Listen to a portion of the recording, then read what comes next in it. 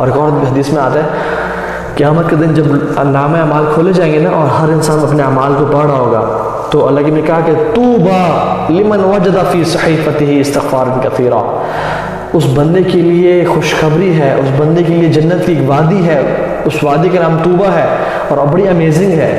کس کے لیے؟ جس نے قیامت کے دن اپنے نامہ اعمال کو کھولا اور اس میں کثرت سے استغفار کو پڑھا ہوا دیکھا. اللہ تعالیٰ ہم لوگوں کو بھی ایسے لوگوں میں سے بنا دے جو کہ کثرت سے اپنے گناہوں پہ استغفار کرتے ہیں اور پچھتاتے ہیں اور شرمندگی کرتے ہو. اللہ تعالیٰ ہمیں ڈھیٹ نہ بنائے، اللہ تعالیٰ ہمیں باغی نہ بنائے، کیونکہ اللہ تعالیٰ کو باغی ہونا اور تکبر کرنا پسند نہیں ہے. اللہ تعالیٰ کو عاجزی پسند ہے. جو شخص عاجز ہوتا ہے نا ہمیشہ زندگی میں کامیاب ہوتا ہے. جو شخص تکبر کے ساتھ اسے کھڑا ہوتا ہے کہ نہیں میں تو چودھری ہوں، نہیں میں تو جٹا، میں یہ میں کیوں استغفار کروں جی، میں اللہ تعالیٰ بڑا، اللہ تعالیٰ کو شخص کبھی نہیں پسند. جو شخص جھکتا نہیں ہے نا وہ کھڑا رہتا ہے، وہ رکا رہتا ہے. امیجن ایک دروازہ ہے جس میں سے جھک کے گزرنا ہے اور وہ شخص اپنی تکبر اور آنکھ کی وجہ سے کھڑا رہتا ہے اور پیچھے سے لوگ آتے ہیں وہ جھک کے گزر جاتے ہیں. وہ تو نکل گیا آگے، لیکن یہ شخص اپنی آنکھ کی وجہ سے کھڑا رہا، وہ آگے گزر نہیں سکا، وہ ایکسیل نہیں کر سکا اپنی لائف میں، وہ ایکسیڈ نہیں کر سکا. امیجن ایک بس چل رہی ہے جس میں سواریاں نہیں ہیں، تو ایک شخص ہے آج چلو لٹک جاتا ہوں میں اس میں، خیر آگے کوئی جگہ مل تو بیٹھ جائیں گے. وہ لٹک جاتا ہے اور وہ کیا کرتا ہے کہ کچھ سواریاں اتری تو پیچھے والی سیٹ پہ جا کے کھڑا یا اندر آ کے کھڑا ہو جاتا ہے، اور پھر کچھ سواریاں پیچھے سے اتری تو پیچھے جا کے بیٹھ جاتا ہے، اور پھر کچھ سواریاں آگے سے اتری تو وہ آگے جا کے بیٹھ جاتا ہے اور اپنی منزل تک پہنچ جاتا ہے. لیکن جو شخص کہے کہ نہیں مجھے تو فرنٹ سیٹ چاہیے، مجھے تو بس میں وہ کوئی لوکیشن چاہیے، وہ ساری زندگی کھڑا رہے گا لیکن اپنی منزل تک نہیں پہنچ سکتا. تو جھکنے میں بہت خیر ہے، جھکنے میں بہت بھلائی ہے. تو جھکنے اللہ تعالیٰ کو بہت پسند ہے. ٹھیک ہے. اسی طرح سے اللہ کے نے فرمایا کہ جو شخص یہ دل سے پڑھ لے، میں دل سے اپنا الفاظ ہے میرے، جو شخص یہ پڑھ لے استغفر اللہ ربی من کل ذنب واتوب الیک. ٹھیک ہے. جو شخص یہ پڑھ لے اللہ تعالیٰ سے تمام گناہ معاف کر دیں گے، حتیٰ کہ وہ میدان جہاد سے پیٹ پھیر کے بھی بھاگا ہو اللہ تعالیٰ اس کو بھی معاف کر دیں گے. سبحان اللہ، یہ اللہ تعالیٰ کی رحمت اور مغفرت ہے. شیطان ذلیل خوار ہو جاتا ہے کہ میں تو ساری زندگی اس بندے کو گناہ کرواتا رہا، لیکن اس نے ایک دفعہ استغفار کر کے اپنے سارے گناہ معاف کروا لیے. ایک سلف تھے بڑی امیزنگ، انہوں نے یہ واقعہ بتایا اور واقعہ تو نہیں نصیحت کی. وہ اپنے بستر مرگ پہ تھے اور وہ کہتے ہیں کہ وہ اللہ تعالیٰ ان کو امید تھی کہ وہ اس موت میں اللہ تعالیٰ کے پاس چلے جائیں گے ملاقات کرنے کے لیے. تو لوگ آئے اور اکٹھے اور کہا کہ امام صاحب آپ ہمیں نصیحت کریں. تو وہ کہتے ہیں کہ انذرتکم سوف I warn you against saying I will. تو نے کہا سمجھ نہیں آئی. تو نے سمجھایا کہ I warn you against saying I will repent one day, I will be a better Muslim one day, I will start praying one day, I will change my life, I will come closer to Allah. Don't ever say that. Do it right now. Do it right now. This is what he said and it is amazing. تو میری اپنے لیے بھی اور آپ سب کے لیے بھی نصیحت یہ ہے انذرتکم سوف.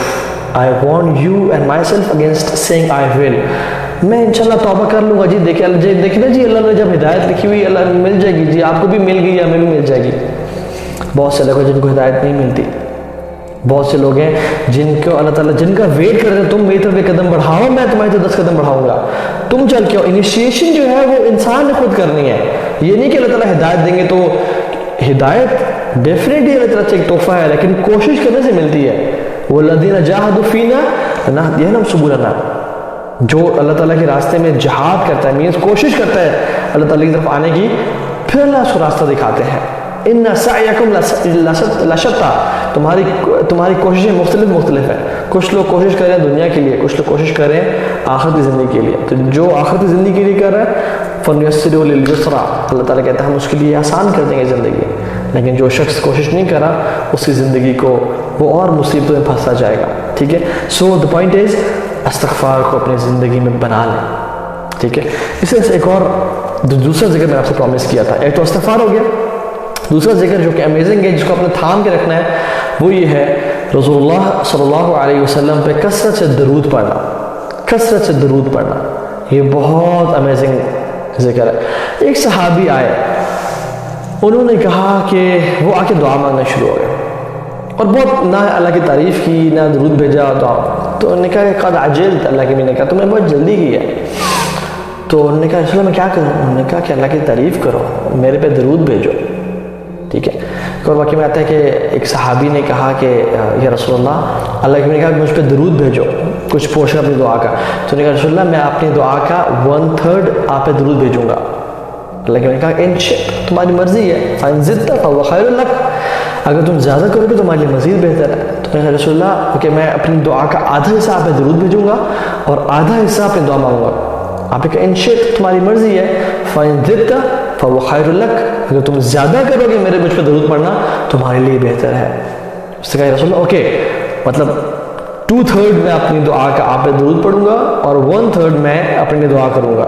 لیکن ان شئت فإن زدت فهو خیر لک، تمہاری مرضی ہے لیکن تم اگر زیادہ کرو گے تمہارے لیے بہتر ہے. اور پھر اس نے کہا کہ یا رسول اللہ میں ساری دعا آپ پہ درود پڑھتا رہوں گا. اللہ اکبر. لیکن نے کیا کہا اگر تم ایسا کرو گے اذن تکفى همك ويغفر لك ذنبك، اگر تم ایسے کرو گے اللہ تعالیٰ تمہارے تمام ہم اور غم مٹا دیں گے اور تمہارے گناہوں کو بھی بخش دیں گے، تمہاری فریادیں پوری کر دیں گے، تمہیں جو چاہیے وہ تمہیں پورا تمہیں دے دیں گے. اللہ اکبر. کتنی امیزنگ اللہ تعالیٰ کے نبی پہ درود بھیجنا ہے. جو شخص اللہ تعالیٰ کے نبی پہ ایک دفعہ درود بھیجتا ہے اس کے 10 گناہ معاف ہوتے ہیں، 10 درجات بلند ہوتے ہیں اور 10 نیکیاں ملتی ہیں اسے. 10 نیکیاں ملتی ہیں، 10 گناہ معاف ہوتے ہیں اور 10 درجات بلند ہوتے ہیں. اور جنت کا ایک درجہ دوسرے درجے سے کتنا فاصلہ ہے؟ جیسے اس دنیا سے ستارے نظر آتے ہیں، حدیث کے مطابق دنیا سے ستارے نظر آتے ہیں، اتنا ہی ڈسٹنس ہے ایک درجے کا اگلے اوپر والے درجے کا. تو 10 درجات بلند ہوتے ہیں. اور اسپیشلی آج جو فرائیڈے کا دن تھا، تو فرائیڈے کے دن تو کثرت سے اللہ کے نبی پہ درود بھیجنا چاہیے، کیونکہ حدیث میں آتا ہے، ایک حدیث میں آتا ہے کہ اللہ تعالیٰ مجھ میں روح ڈالتے ہیں اور درود پڑھنے والے کا درود مجھ تک پہنچایا جاتا ہے. اللہ اکبر. اللہ کے نبی تک درود پڑھنے والے کا درود پہنچایا جاتا ہے. سبحان اللہ. کتنی امیزنگ بات ہے کہ اللہ کے نبی تک ہمارا اور آپ کا درود پہنچایا جائے. اس سے امیزنگ بات کیا ہو سکتی ہے. اور ایک اور میں آپ کو ایک سٹوری شیئر کرتا ہوں، اور یہ لاسٹ انشاءاللہ بات ہے ہمارے اس لیکچر کی. شیخ صالح المغیثمی ہیں، سعودی عرب کے، بہت فیمس شیخ ہیں، بہت فیمس داعی ہیں اور بہت زبردست وعظ و نصیحت کرتے ہیں. بہت ان کا نرم دل ہے، رو پڑتے ہیں بہت زیادہ. تو وہ خود واقعہ بتا رہے تھے کہ میری ہارٹ کا بائی پاس ہونا تھا اور مجھے بڑی ٹینشن تھی اور بڑی، تو خیر میں نے ڈفرینٹ چیک اپس کرا کے ہاسپٹل لے جایا گیا اور میں نے انشاءاللہ اللہ پہ توکل کیا کہ ٹھیک ہو جائے گا. تو جب انہوں نے ہارٹ سرجری کی بائی پاس کر دیا تو سٹیچز لگا دیے، اور پھر جب ڈاکٹرز آئے تو الحمدللہ اٹ واز آل گڈ. لیکن کچھ دیر بعد آہستہ آہستہ ایک ڈاکٹر آئے، دوسرے آئے، تیسرے آئے، چوتھے آئے، پانچویں آئے، اور کافی سارے ڈاکٹر جو ٹاپ کے تھے وہ میرے اوپر کھڑے ہو گئے اور مجھے آبزرو کر رہے تھے، دیکھ رہے تھے. تو مجھے ان کے چہرے پہ پریشانی کے اثرات نظر آئے اور میں نے دیکھا کہ یہ تو کچھ حالات خراب ہے. تو میں نے ان سے پوچھا کہ کیا معاملات؟ تو انہوں نے کہا کہ آپ کے اس کو دوبارہ کھولنا پڑے گا اور دوبارہ ہمیں سرجری کرنی پڑے گی، بیکاز دیر سم پرابلم، میں بھی کوئی خون واپس گردش نہیں کر رہا جس سے کرنا چاہیے تھا، اور ساری بات. تو کہتے ہیں کہ پہلے تو میں پریشان تھا لیکن اب تو میری پریشانی مزید بڑھ گئی کہ اس سٹیچز کو دوبارہ کھول کے اور دوبارہ سے ری سرجری کرنی پڑے گی. کہتے ہیں کہ میں بہت پریشان ہو گیا اور کہ اس کو سب دوبارہ کھولنا پڑے گا، اور وہ بھی بہت پریشان تھا اور ان کی پریشانی نے مجھے بہت پریشان کر دیا. تو کہتے ہیں کہ انہوں نے فیصلہ کیا کہ یہ we are going about it, ہم کرنے لگے ہیں یہ. تو کہتے ہیں وہ گئے اپنے انسٹرومنٹس لینے کے لیے اور سب کچھ ماسک وغیرہ پہننے کے لیے. تو کہتے ہیں میرے ساتھ میں ایک نرس کھڑی ہوئی تھی جو کہ لیبنن کی تھی. تو وہ اس نے مجھے نصیحت کی اور کہا کہ یا صالح صلی علی محمد صلی اللہ علیہ وسلم، اے صالح رسول اللہ پہ درود پڑھو، ان پہ درود بھیجو. اور کہتے ہیں کہ مجھے اس بات نے ہٹ کی اور میں نے اللہ کے نبی پہ درود پڑھنا شروع کر دیا اور مجھے یہ احادیث یاد آ گئی. تو کہتے ہیں میں نے دل سے اللہم صلی علی محمد وعلی آل محمد کما صلیت علی ابراہیم وعلی آل ابراہیم انک حمید مجید پڑھنا شروع کر دیا. کہتے ہیں میں پڑھتا رہا حتیٰ کہ ڈاکٹرز دوبارہ آئے سرجری کرنے کے لیے، ری آپریٹ کرنے کے لیے. تو رپورٹس جو فائنل رپورٹس ہوتی ہیں وہ دیکھی تو وہ حیران اور پریشان ہو گئے اور وہ دوبارہ سے ریکنسیڈر کرنے لگے. اور جب انہوں نے دیکھا تو کہتے ہیں کہ واللہ میرے ہارٹ کی کنڈیشن بالکل ڈیفرنٹ ہو گئی تھی. اینڈ انہوں نے فیصلہ کیا کہ ہمیں دوبارہ سرجری کرنے کی ضرورت نہیں ہے اور we are going about this, اور سب کچھ ٹھیک ہو گیا. اور کہتے ہیں کہ مجھے اس دن یقین آیا کہ اللہ کے نبی پہ درود بھیجنا کتنا ہی ضروری اور کتنا ہی بینیفیشیل ہے. ان اذا تکفى ہمک ویغفر لک ذنبک، تمہارے ہم اور غم، تمہاری پریشانیاں سب دور ہو جائیں گی اور تمہارے گناہ سب معاف ہو جائیں گے.